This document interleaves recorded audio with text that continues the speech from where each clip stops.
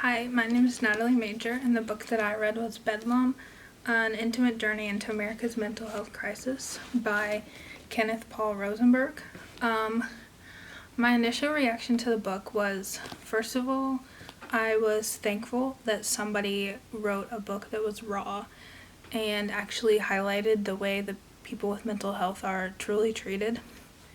And then I was surprised just by the amount of people that struggle with mental health and aren't treated the way that they should be. He kind of highlights mental health institutions dating back to way, I think like the 1800s, and how people were just put into cells and basically chained to the wall. Nobody helped them or did anything, so I think it was just a really raw and shocking book to read. My favorite quote slash passage, so this is found in the introduction. It's two separate quotes. The first one is, "Any discussion of mental health begins and ends with a sense of shame surrounding mental illness that is alive and well." So I like this because, I think a lot of people with mental health struggle to even tell anyone because they are ashamed of the way that people might see them, and I think that people that don't struggle with it do a really good job of making people feel like it's a bad thing to have. My second quote is, "Stigma causes people to feel ashamed for something that is out of their control. Worst of all, stigma prevents people from seeking the help they need." I like this because it really pointed out that there is a stigma around mental health.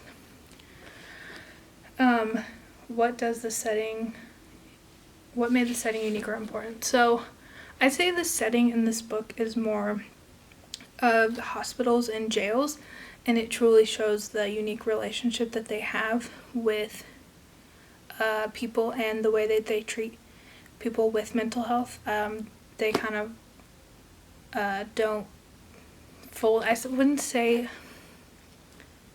they don't really understand what mental health is and the capability that people have to help them, and then a lot of people just choose not to, and that's why a lot of people with mental health end up in the jail system. I think California has the largest amount of people in a jail with mental illness, and I just think that's insane because they obviously need help, not to be locked away.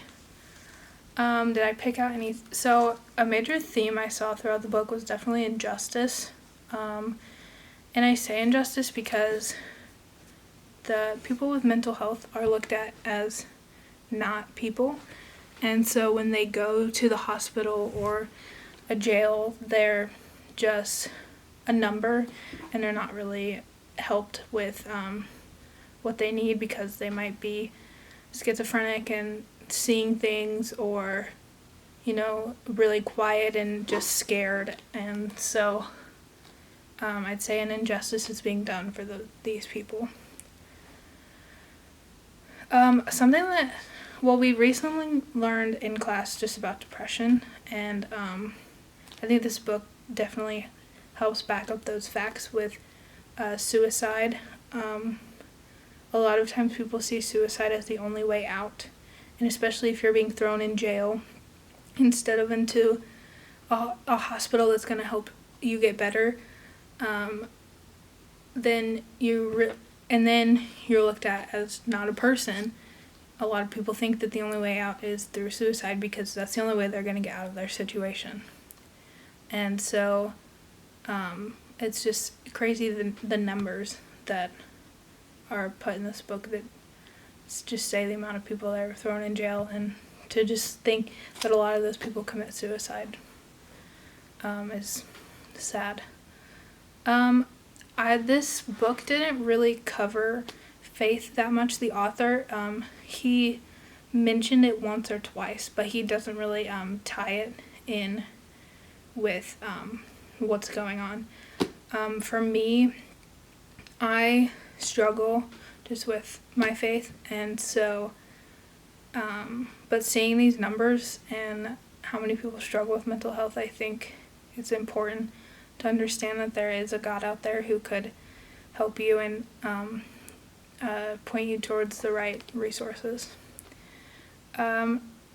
Ethical challenges, definitely the people of authority in the police, in prisons, because they don't treat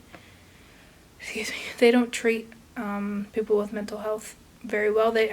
Most people in prison aren't treated as a human anyways because of the bad things that they've done.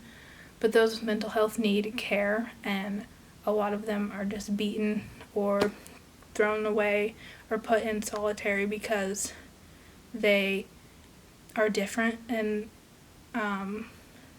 so I think that ethically that's something that a lot of people need to realize, is that just because someone's having a psychotic break doesn't make them any different than anyone else, and they should be treated like a real human.